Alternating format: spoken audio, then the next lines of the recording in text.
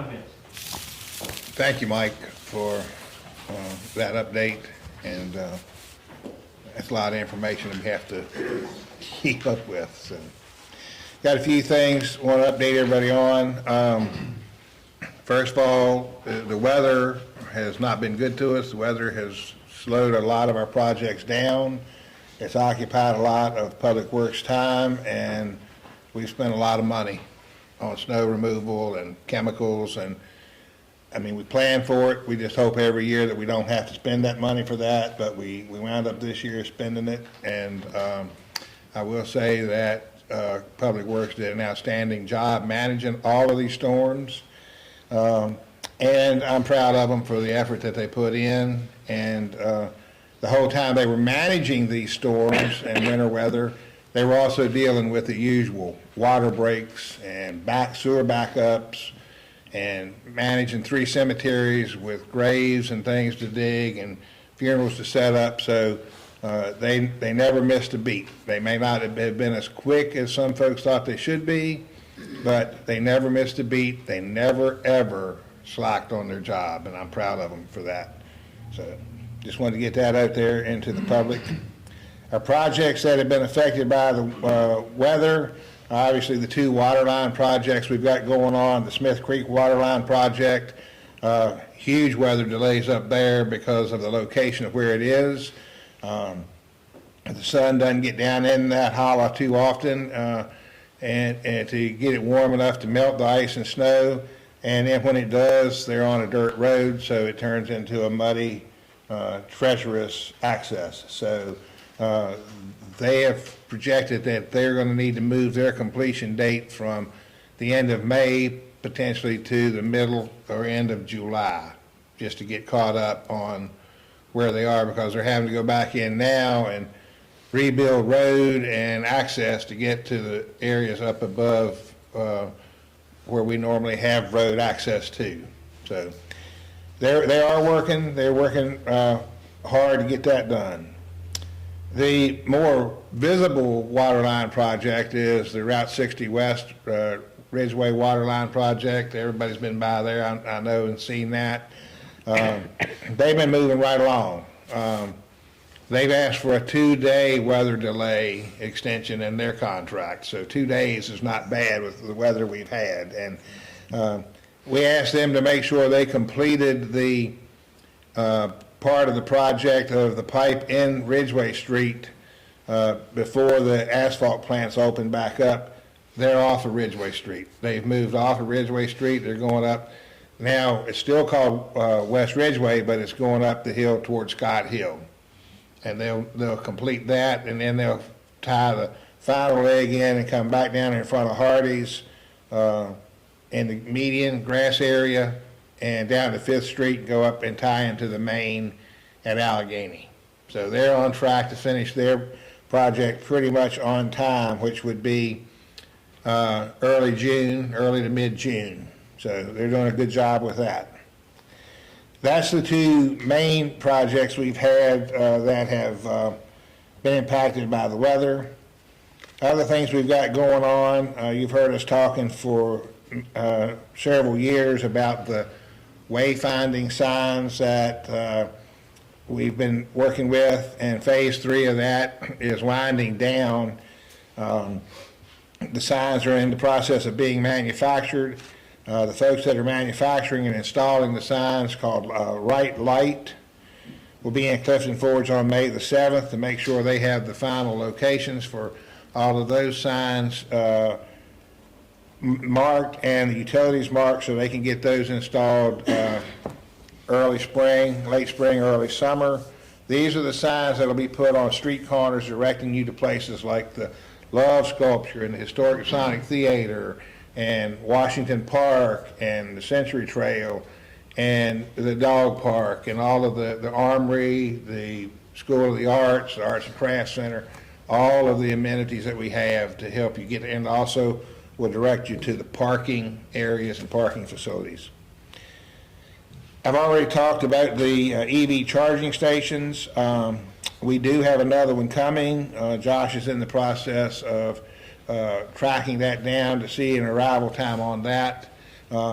it was determined by the folks at Virginia Clean Cities that probably the best locations for accessibility for those two stations to be placed was, one was here at Town Hall, because it's on the eastern end of our business district and close proximity to the Senior Heritage Center and easy walking distance to downtown. And then the other one to be placed at the Loop Street parking lot, which is on the west end of our business district, both easily accessible and adequate parking and easy walking distance to our businesses and restaurants. The stations that we have the capability of charging 2 vehicles at one time, and they will charge the vehicle in 2 hours. So if somebody comes here and they need to charge, they're probably going to be here for a minimum of 2 hours to spend time walking through our downtown area and perusing and browsing through our shops. And they will pay with a debit or credit card for the power that they use to charge their vehicle. That'll be a set price. I think it's 11 cents per kilowatt used, and that'll pay for the usage of the power. I do want to say, though, that everything that we've done to this point and everything we're planning to do with the charging stations have been covered by the grant that Josh was able to obtain for us, even up to and including most of the installation price will be covered by that grant. So these are going to be installed basically at no price to the town. Another traffic concern that's been brought up several times, and that is the light at the intersection of Church and Commercial. The light is a long light, and there's been some question about whether we really actually need a light at that intersection. Public Works and the Police Department will start doing traffic studies there the first of next week, actually counting cars and vehicles that go through that intersection to see if it qualifies to have that light changed to a 4-way stop sign at that intersection. And we'll report back on that at next month's meeting.